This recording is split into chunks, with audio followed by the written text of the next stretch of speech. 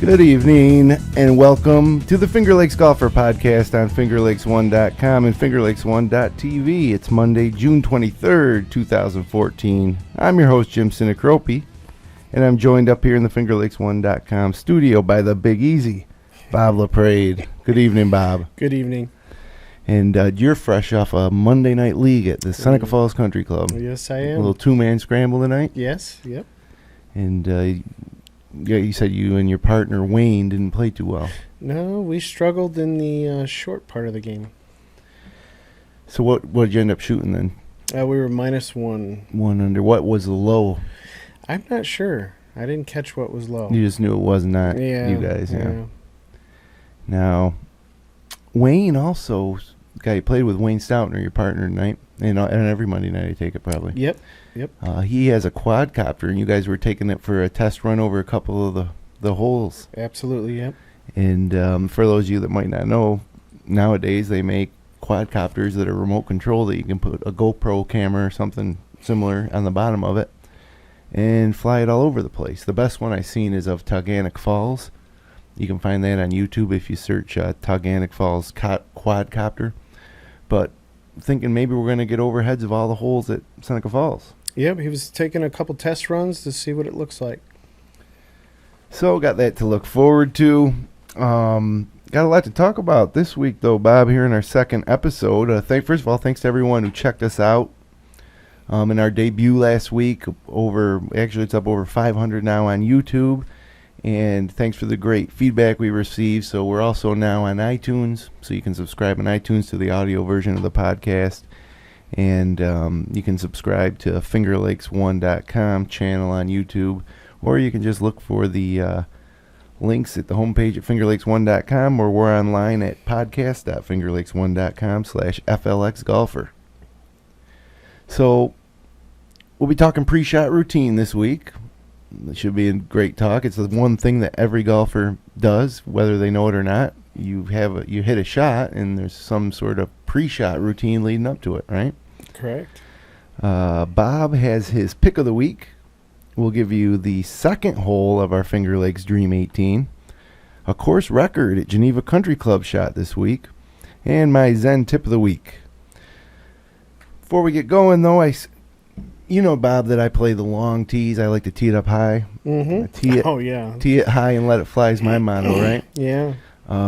What are your tees? 3 inches? 3 1/4, which I believe might be the longest allowed. I think so, yeah. Which I don't understand, because sometimes when tees are not firm or they're a little wet, I could use a little bit more tee to get it in there secure, so it ends up becoming a balancing act. All right. But the problem with playing the long tees is if you run out, you're out of luck. You can't just go in the pro shop and buy some. We don't have any in our pro shop, so I made a point to go to Walmart tonight and pick up the professional tee system by Pride, 3 1/4 inch. And the girl at the checkout said, noticed that there was a little rip, and she said to me, there's a hole in these. Do you want to take them back and get another one? I'm like, no, it feels like there's enough tees here. 75 tees, actually. And then she said, okay. She said, okay, but I'd hate to get out there and find out I didn't have all my golf sticks. Nice. I don't think she plays golf. Right. I never heard him referred to as golf sticks. But yeah, the ones I got here have that little blue line on there. So you can gauge the depth that you're inserting it and be consistent in how high you tee the ball. And I've played with you enough to know that the bottom of that blue stripe will never make it into the ground. No, that's the problem. When it's on a wet day, that's not enough. Or some tees that are kind of thatchy. Right. But and then I end up trying to balance it, and it falls over a lot, and that disrupts my pre-shot routine. Yep. Which is the focus of tonight's episode, pre-shot routine. And I think, with all the talk about golf swing and putting and all the different techniques, involved in both, and training aids and all this, every single golfer has a pre-shot routine. Those moments leading up to when you hit the ball put you in the frame of mind that you are when you hit the ball. And let's face it, when you're playing a round of golf, you're only actually swinging the club to hit the ball, 4 minutes of the 4 hours. Right. Yeah. The rest of the time is spent preparing for your next shot. And then obviously a good decent chunk of time is spent in the pre-shot routine. And so first of all, I know that you probably consciously think about your pre-shot routine. Yeah.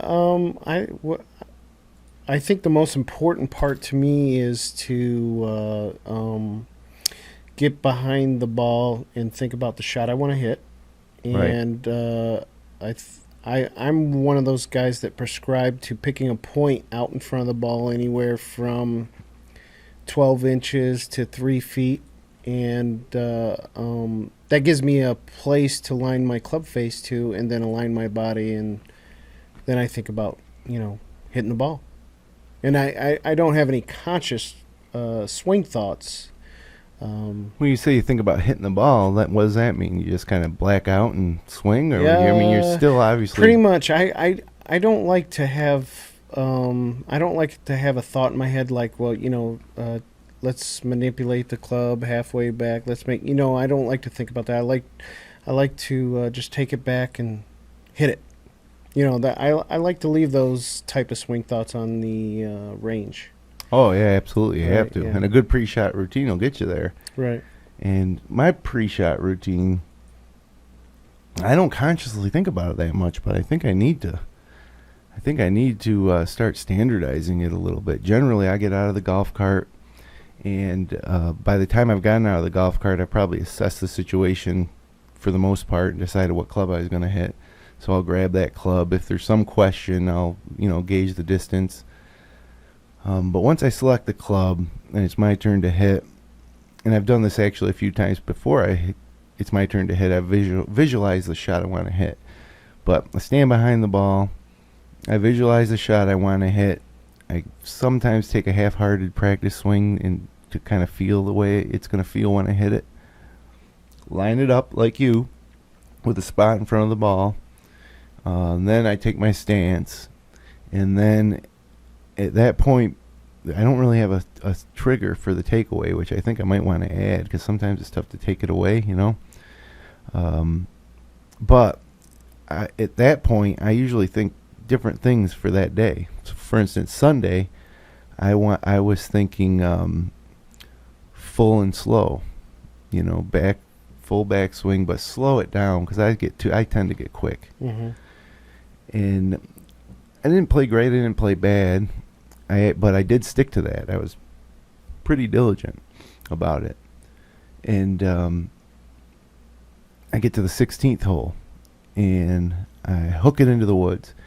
And after the fact, I realized, I didn't think about any of that. For whatever reason, I got up there in 16, and I said to myself, I'm going to whack it down here, and but didn't think about anything. Got quick, hit it in the woods, made a triple bogey. So...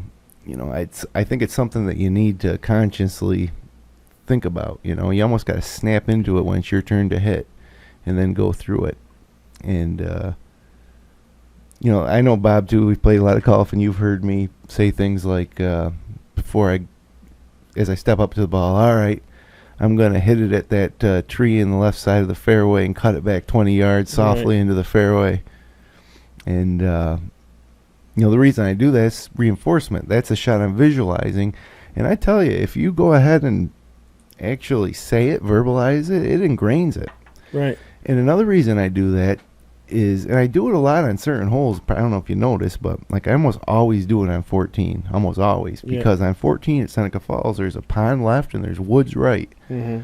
But when I say I'm going to hit it at the right side of that willow and cut it back 15 yards into the fairway, I'm not thinking about the pond or the trees anymore. I'm thinking about my target, and that's why I do it, not because I'm crazy. Right. No. I think it's a good thing that you call your shots, and you do it on quite a few holes, and usually the same ones. But yeah, you're right. Quite a few holes. I kind of just realized tonight that I tend to do it on the same ones. Two's another one. It's early in the round. And it's a tough driving hole. You think about the treble right, and the trees right, and there's a lot of trees left too. So, but yeah, that's a little bit of Zen golf. That technique. But pre-shot routine, is there anything that you think it can improve your game? Like a change that you can make? Well, I would say, for full shots, I'm not as probably repeatable as they say you need to be for a pre-shot routine, but when I've either hit the green or I'm around the green as we're rolling up in the cart, I'm looking at the lay of the land, so to speak. Right.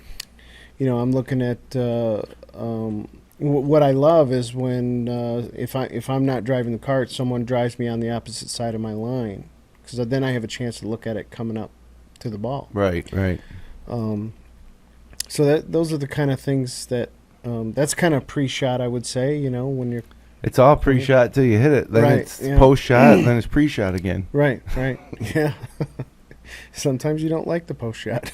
Now, do you think different things over wedges? Do you approach a wedge shot different than you do a full shot? I would say, these days I do, because I struggle with my wedges, getting the right distance out of them.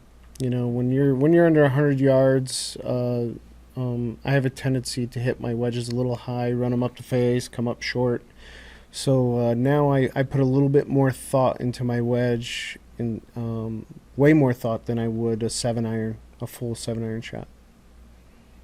And do you think that helps, or you think it hurts? You think actually approaching it differently hurts? Yeah, you know what? I don't know. I'm really hurting in that 100 yards and in right now. So sometimes it works out great. I'll think to myself, hey, put the ball back in the stance. Let's take an extra club and swing easier. Yeah. That seems to usually work best for me than taking a wedge out and trying to hit it what you're capable of hitting. Right? All right. I found the same thing with wedge play. If you can hit something 50%, do it rather than 100%. Yeah. Because with 100%, generally, I think that when you try to hit a wedge or any club at 100%, you're really going to end up swinging at 105. It's 110 if there is such a thing, but you're going to swing harder than you should. Right. And when you swing at 50, you're taking a shorter backswing, and so there's less breakdown. Mm-hmm.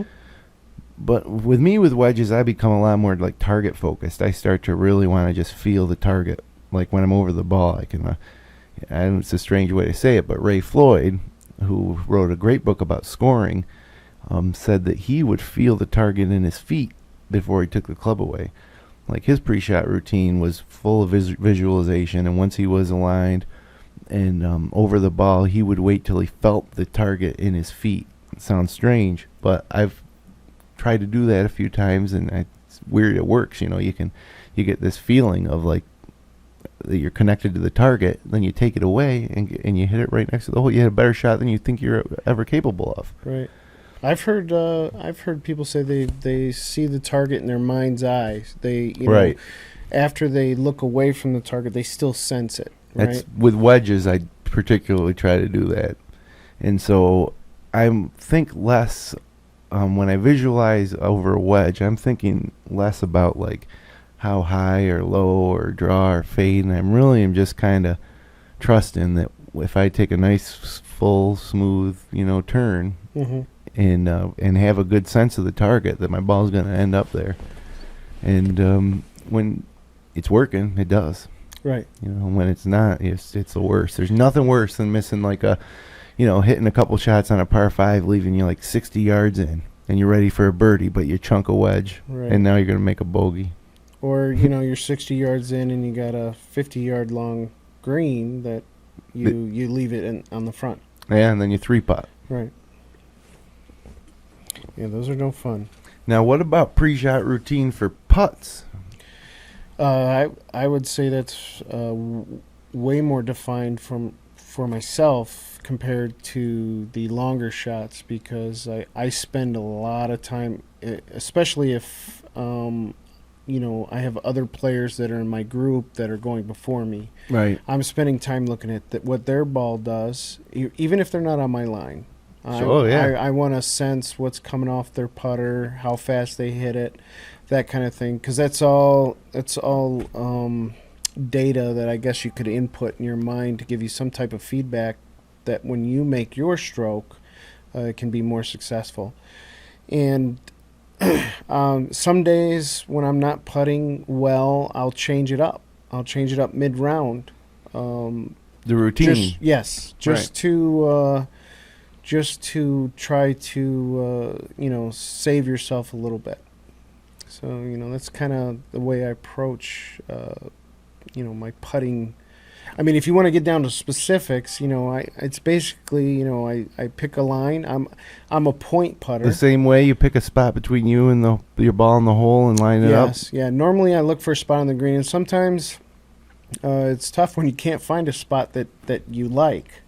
And then normally I imagine, depending on the speed of the greens, I'll imagine a point behind the hole as if there was a club laying there that I want that putt to go with that speed past the hole. So for distance, that's how you're trying to gauge that. Right, yeah. right. Because if you think it's better to miss it 12 inches long than 1 inch short. Right. Well, I'll take 3 feet by than 1 inch short. Right. Yeah. Every day. Well, yeah, for putting, I really have trouble lately, being confident in my alignment. And so when I make bad strokes, I don't think it's because have bad technique, because I putted for so long. I know how to hit a straight putt. I hit straight putts when I'm confident in my alignment, and I've been having trouble kind of getting there. I do the same thing. I pick a spot right in front of my ball that lines up with my line, and I put the putter over it, and I line it up. But then, sometimes I just look at the hole, and I just like, this can't be right. Mm-hmm. And sometimes I don't trust it. So I should be adjusted. You know what I want to do with my pre-shot routine for putting is I want to leave less room for thought. I just want to get a feel for the distance, line it up, set it down, and, one last look at the hole and fire.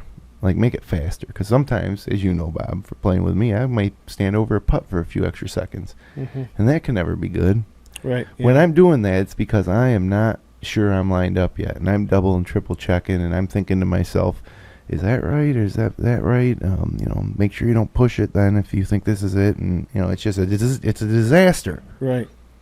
And the shorter the putt, the harder it is. Right. Yeah.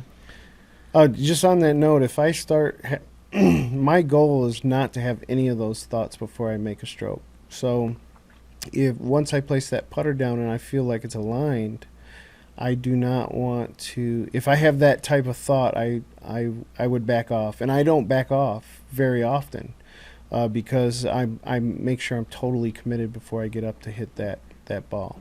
Yeah, maybe that's what I just gotta get used to it. And I think if I am a little quicker, if I've picked my spot and I am comfortable with my distance, then I gotta just pull the trigger sooner. You just gotta get up there and let it go. Once whatever alignment you have on your putter, once you feel confident that you have it on the line that you picked beforehand, it's pull the trigger. Well, something to think about, all you local golfers out there, your pre-shot routine. And there's tons of books, and mostly mental game books, about the pre-shot routine, and there's no doubt about it. It's important. So even if depends. If you're just out there having a few beers, enjoying the weather, and you don't really care, you just want to have fun, but you're not really focused on your score, then you don't worry about the pre-shot routine. But if you are have any type of goals as a golfer to shoot better scores, which pretty much most golfers do, then you gotta focus on this stuff. Right. You gotta think about that. So, speaking of thinking about things, it's time for Bob's Pick of the Week. Now, this is a great segment where Bob gives us a item or a product or a tip. It could be anything, but it's one thing each week. And what do you got this week for us? Well, this week I have a website. It's called secretinthedirt.com, and it's kind of based off of, I guess, Ben Hogan. At one time in his career, they asked him what his secret was, and he said that his secret was in the dirt. And This website was started by Meaning that it's on the range. right. You know, that Yeah, how'd you get right. so good? Well, the secret's Right. in the dirt that I took divot after divot after divot, all the practice. Right, but if you follow a lot of Ben Hogan enthusiasts, there's a lot of arguments out there on, there's a lot of people that have their own philosophy on what his secret is. This website is mostly focused on instruction, and it was started by a gentleman named Mike Maves, who's a Canadian. Who was on some mini tours along with Steve Elkington. I think everybody will recognize that name. He's also part of this website. And One of the founders. I mean, this thing's been around for 3-4 years, probably. 2009, I think. Oh, 2009, so about Yeah. 5 years. Yeah. Yeah. I remember when it was announced. I thought it was a good idea, and then I kind of forgot about it until Right. this week. You made it your pick of the week. Yeah, I visit it every so often. And when it first came out, I used to visit it a lot. But they have tons of videos, free videos. You can go on there and see different swing philosophies or things to correct ailments that you might be experiencing when you swing the golf club, as well as putting instruction. There's just a wealth of information at this website. It's pretty cool. Even if you don't like looking at those kind of things, it's worth a look to at the videos at least. You'll see Steve Elkington dressed in +4s and stuff on there, and doing videos talking about older players' swings. Jackie Burke Jr. is also part of this website as well. Jackie Burke Jr. Yeah. Oh, Jackie Burke's son. Yeah, yeah. So, Excuse me, but I say that because I had a real old set of irons at one time, Jackie Burke's. oh yeah, And well, he obviously was a former professional golfer. right. And Jackie Burke Jr., how old is Jackie Burke Jr. in these videos? I'm not sure. Jackie Burke's on there. Oh, really? Yeah, he's also. There's a few videos on there, and he talks about. They kind of talk about the game of golf and how he approaches it, and his philosophy on approaching the game of golf. There's some really good stuff on there. There's some good segments. Steve Elkington, Pat Perez, and a few other golfers that are out on tour. So check that out. Secretinthedirt.com. That's Bobby's pick of the week. Mm-hmm. And so let's move it ahead now, Bob, to the next segment where we take a look at local golf news here in the Finger Lakes. And first off, big news came down the pike in the Central Finger Lakes when came out that Matt Dijon had fired a course record at Geneva Country Club. Yep. 64, is it? 64, 7 under par. Tied the course record set, I think, just last year by Bill McDermott, who was his high school golf coach at Geneva for the Geneva Panthers. Matt's played, at Seneca Falls before, and obviously played all around. Mm-hmm. But he currently is playing at Central Connecticut State. It's a D1 golf school, or it's a D1 school that has a golf program. And he was playing. When was this? He's the third player to shoot a 64, 32 on the front, 32 on the back, 7 birdies on the day, no bogeys, and played with Steve Aquilano and Chris Sloan. And he shares that with Billy McDermott and former golf professional at Geneva, Stan Shazinski. Mm. So congratulations to Matt. When's the last time you shot a 64, Bob? Well, I actually shot a 67 on the front 9. Oh, that's right. In your first ever round. Yeah. Not for 18. I haven't, unless I was getting a ton of strokes. No, Now, what didn't happen.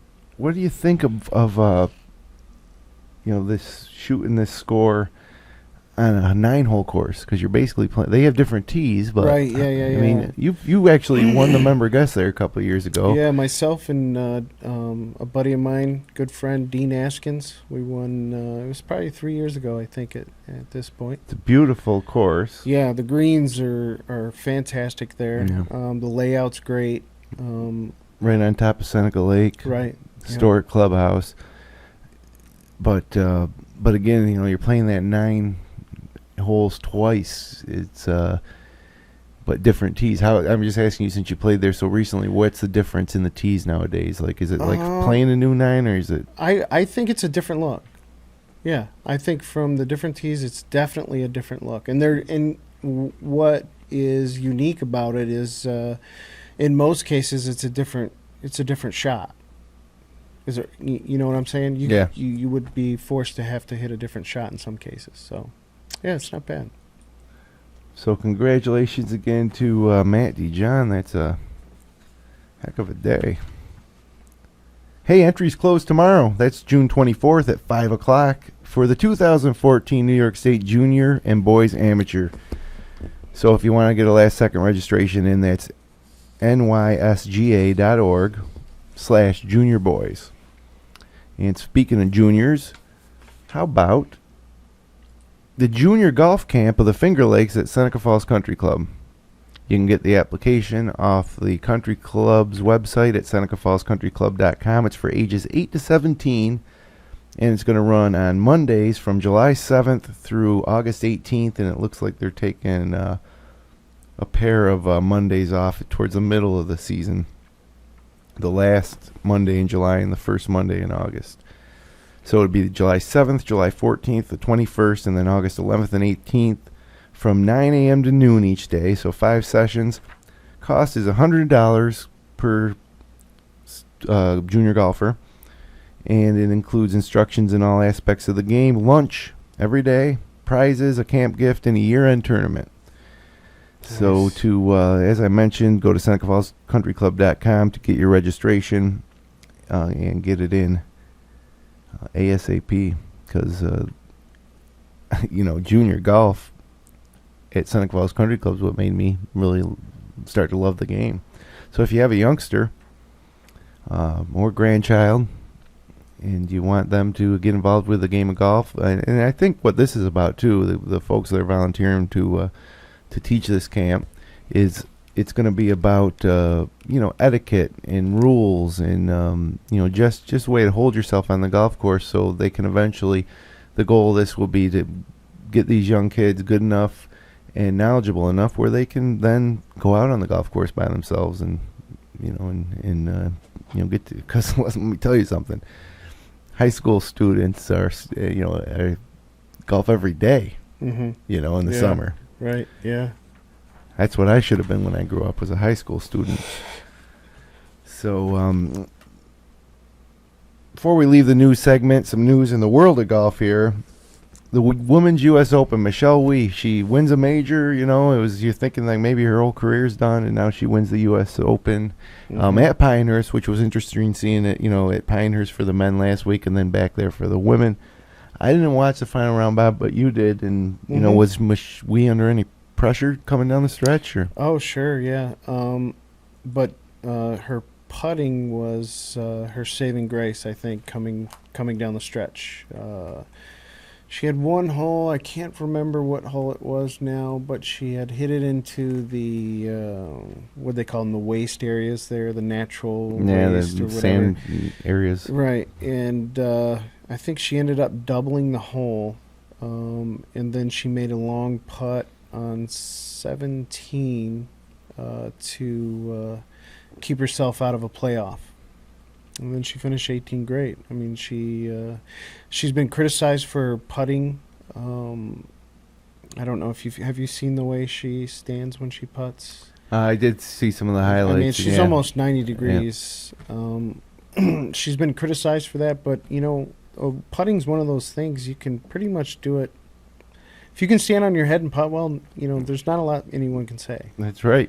I mean, good enough to win the U.S. Women's Open. Right, yeah. And then back on the men's tour, that was at the Travelers in Connecticut. One of our friends, Ed Boudreau of Finger Lakes Partners Insurance, they're a representative of Travelers, so he actually was at the event. Yeah. Played in the Pro-Am with Kevin Stadler. Yeah. Which is pretty cool. And then got to watch the tournament, on TV of the course he just played, which, that's pretty sweet. Yeah. Have you ever done that? You ever played a course and seen it on TV? No. I caddied at Bethpage before the U.S. Open was held there, so that was kind of cool. And we played Locust Hill last summer, didn't we? Oh, yeah. But they don't have the women's tournament there anymore. No. But I played there a lot growing up, and it was always cool to watch when the Wegmans tournament came on TV. Right. It was fun to watch it. What other courses? I played Lake Buena Vista and Disney World when I was a kid, and that was always one of the early season stops on the PGA, or late season actually. I think it was like a late season tournament. Oh, I played it last year in Chicago, or 2 years ago in Chicago. Cog Hill. Oh, yeah. And that's nice. Was where the BMW tournament was. It was a playoff event, but they don't have it there anymore. But the year I played was the last year. And that was really cool because we played there in like July and then watched this thing in September. And that was a beautiful course. Right. I didn't do too well. Difficult course. We played it from the pro tees too. Mm-hmm. But I did par the toughest hole in the course from the PGA tees. It was like a super long par 4. I can't remember, but I hit driver 3-wood that bounded up onto the green 2-putted. Nice. So, and I hit both like really well. Like it was probably like the length of 14 at the club, or you know, it was really a par 5 for normal players. Right. Huh. So, but yeah, what, Streelman, the kid's name that won it, or the guy's name? Yes, Steelman, something like that. He had Sergio was right there. Yeah, Sergio, and Aaron Badley's playing great lately. Yeah, there's a kid that you hadn't heard of too much from lately. Oh wow! When he first came out, he had all the commercials. He had the girls. Remember the commercial with the girls? He had all the hot girls in the car, and he had his own song. Oh, really? Yeah, Bads. You remember Bads? Oh, he's trying to be like the Golf Boys or something? No, it was just like some song he had, and then he kind of fell off the map there for a while. But apparently, he's been playing great lately. Yeah, anytime you're in the top 5 of a PGA event, that's a good sign you're playing well. Right, yeah. Yep. Well, Bob, let's move ahead now to the Finger Lakes Dream 18 segment. This is part of the show where we're going to pick one hole from throughout the Finger Lakes each week. And last week, for the first hole, we picked hole number 1 at Ithaca Country Club. So now this week, we got to pick a second hole. And we actually got some feedback from some viewers on this one, on this choice this week. And, before I reveal it, let's talk about some holes, other good number 2 holes here in the Finger Lakes. And I'd like to start out with 2 at the Country Club, Seneca Falls Country Club. I think it's a great hole. I came close to wanting to choose it. The first hole at the club is a short par 4. You're usually upset if you don't birdie it, or you're certainly upset if you bogey it. Right. It's a bit of a gift start. I kind of like that in a starting hole. Yep. Then you step up to hole number 2, and how long's the hole, would you say? 340? No, it's a little longer than that, isn't it? 360? Maybe. 365? Yeah, maybe in that range. Yeah, not overly lengthy, but the problem is there's a line of trees out there about 290 out. Yeah, and then there's placed. So anything right is blocked out. Yep. And then left, there's just a bunch of trees that have grown over the years, and so you're required to hit a good shot, a good drive to legitimately have a chance to make a reasonable par, or to hit the green on your second shot. And then the green's tiny, and there's 2 bunkers on either side. And I mean tiny. I mean, you got about 15 yards wide. Right. And that's it. And you're hitting your first full iron shot of the day usually. And another thing about the green, it runs diagonally left to right as you're looking at it down the fairway. So if you are left, you kind of have more green to play with. If you're right, you have less green. A lot less, yeah. Right. It's tough to stop it from running right across the green into the bunker. Right. But that's not our pick for the Finger Lakes Dream 18.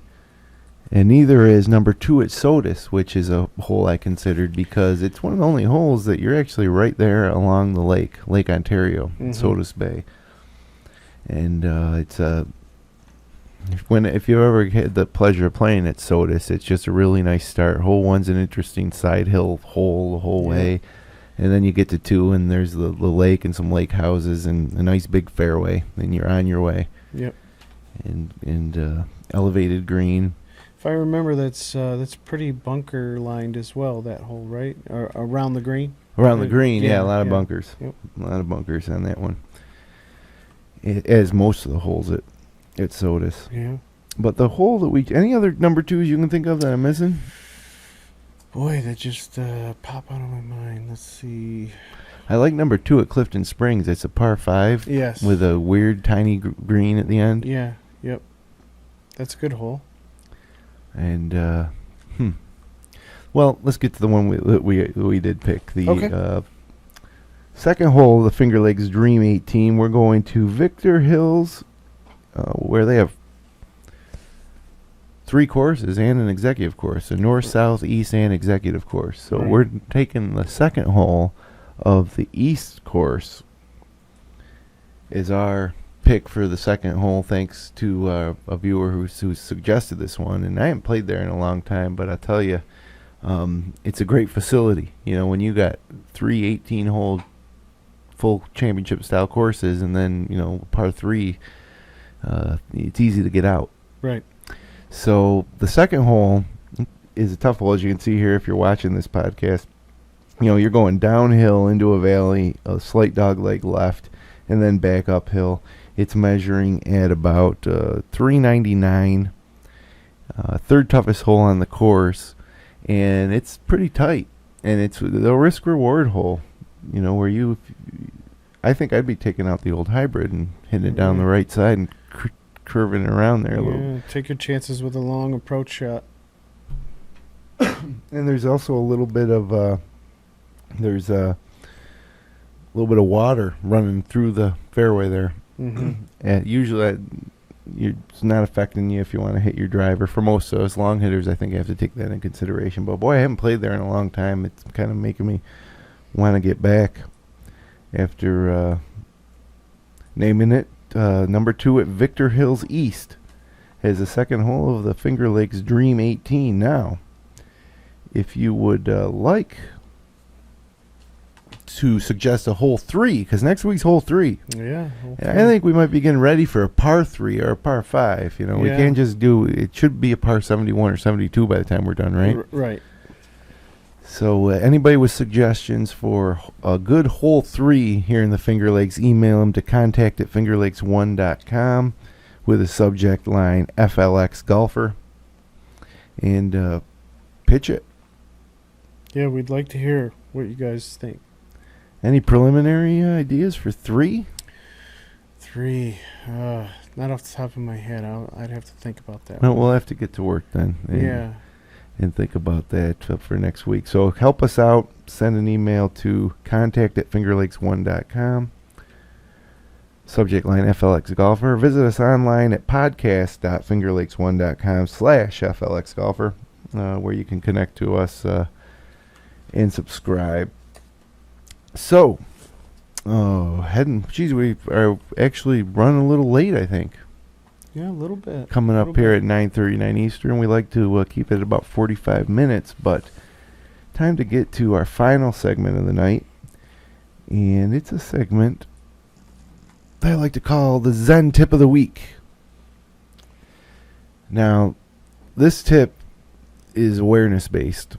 In other words, you're going to have to reflect on your round and become aware of something that might happen from round to round, and then by the fact that you're aware of it, take steps to change it. And like most of the Zen tips, they come, or at least influenced or come directly from Zen Golf by Dr. Joseph Parent, which is a great book on the mental game. But my tip this week is to be aware of those turning points in your round, and Joseph Parent calls them your amen corner, your own amen corner. Now, a lot of this depends on what course you play, or your personality, but you reach that point in every round where you say to yourself, I'm having a bad day, or this is a great day, but there's still so much golf to play. And when you get to that point in your round and you take stock of where you are, it changes the way you're going to approach it. So, for instance, for us, at Seneca Falls Country Club, which we obviously talk about because that's the course we play, you got the first hole, which is easy, and then 2, 3, 4 is the toughest stretch on the course.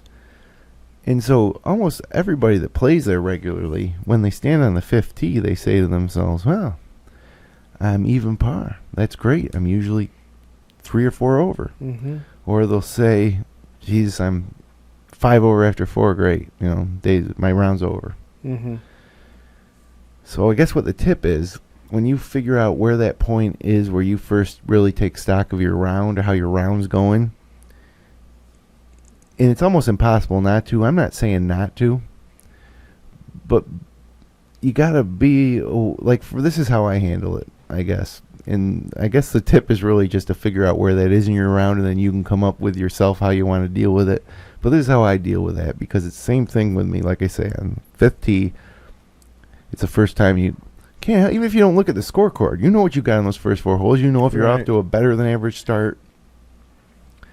So if I'm off to, let's say, a bad start, let's say I'm 6 over after 4. I started out like par, double, or something, terrible. Hopefully, I like to, as a 5-point something handicap, I like to shoot, or on average, I shoot about a 78 or 79. And on the 5th tee, I'm already there, 6 over. In those situations, I kind of like to just take a deep breath and go for a fresh start and say to myself, wouldn't it be great to shoot a 76 or 78, being 6 over on the first 4, right? And then you do it. You don't do it every time, but you turn those into good rounds. And then when you're playing in an important round, with a club championship qualifier type of round, and you have that bad start, you remember the time, and you can really go forth with a little more confidence. I have less success, though, when I get off to a good start, like when I'm 1 under par after 4.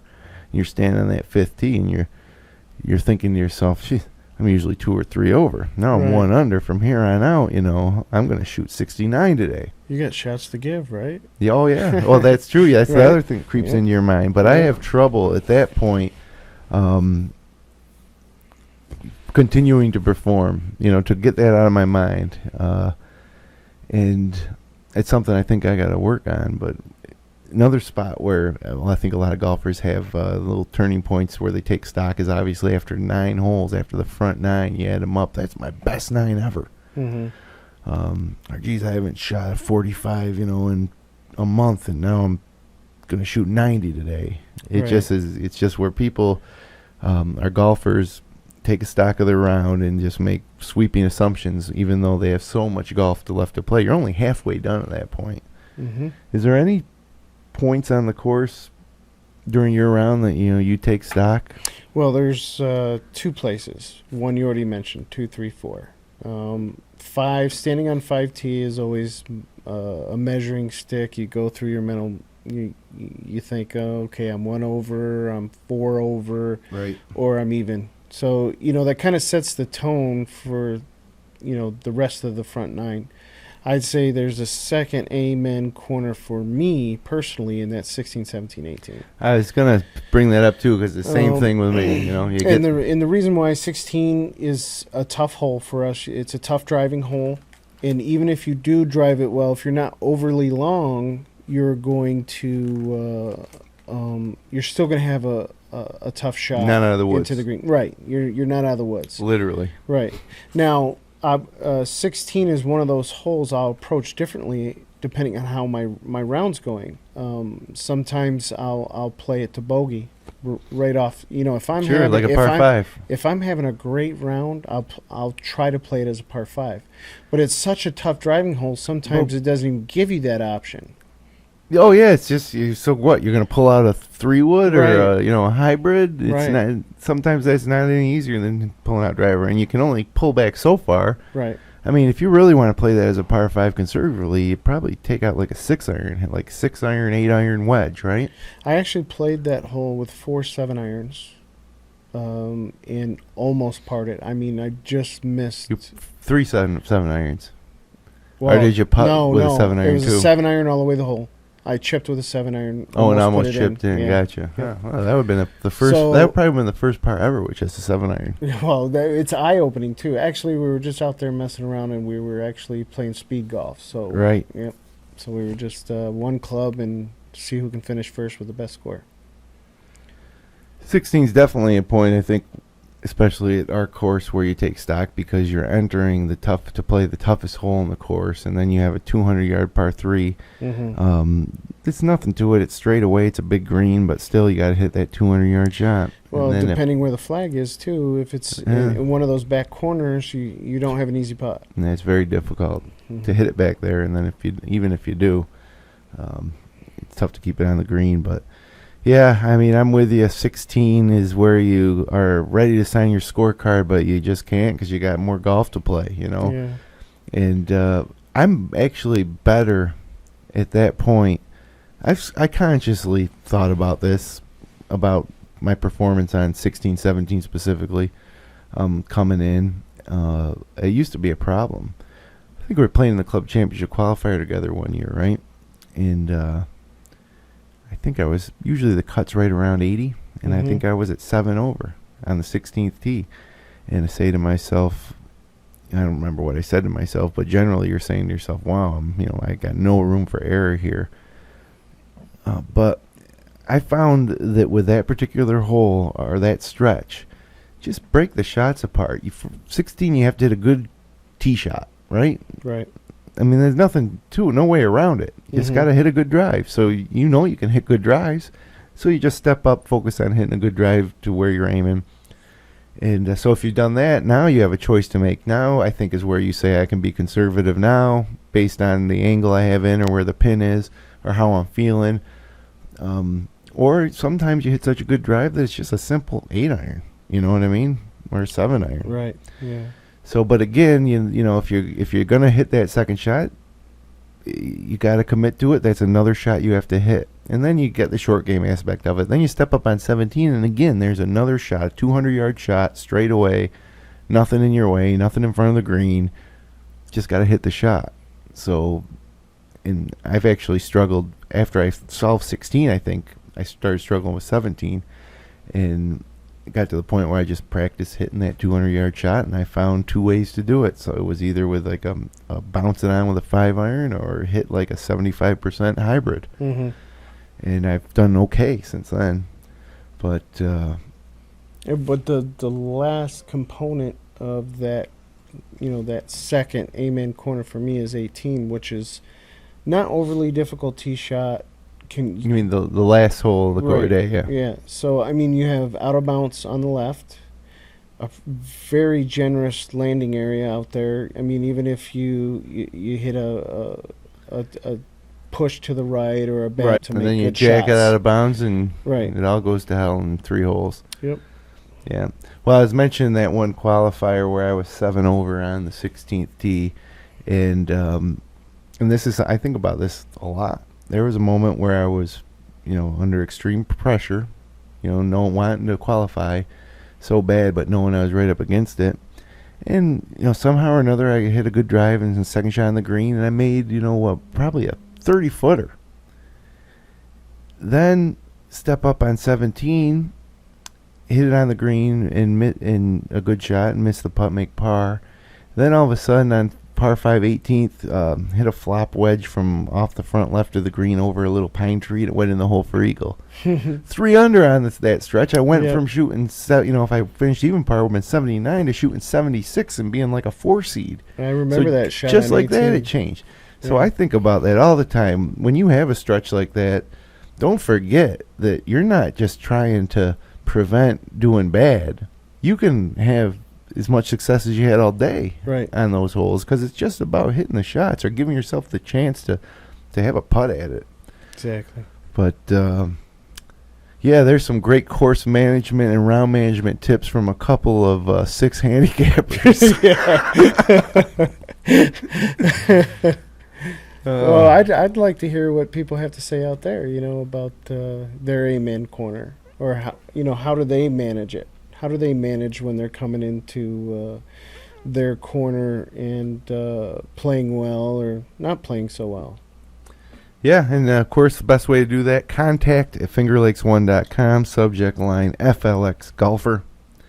And we'd love to hear you on that. We'd love to hear your suggestions for the the top 3rd hole in the Finger Lakes. Mm-hmm. And so, Bob, thanks for hanging out tonight. It's starting to heat up and get a little humid.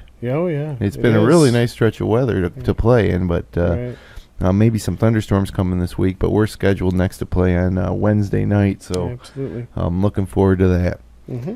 And I'd like to thank everyone for listening in tonight on episode 2 of the Finger Lakes Golfer Podcast on FingerLakes1.tv. We'll be back next Monday night at 9 o'clock p.m. Until then, hit 'em long, not often.